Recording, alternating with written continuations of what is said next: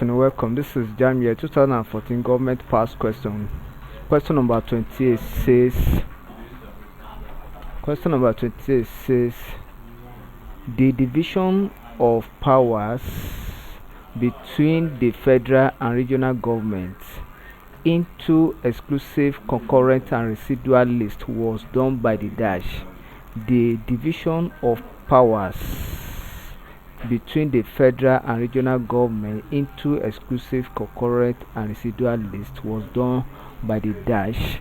Now, when we talk of exclusive, concurrent, and residual is under what we call the federal system.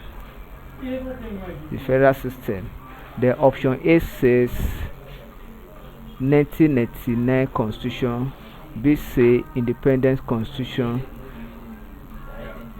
C say 1989 Constitution. This is 1979 Constitution.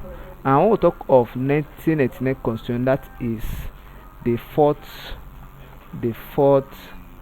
Republican Constitution.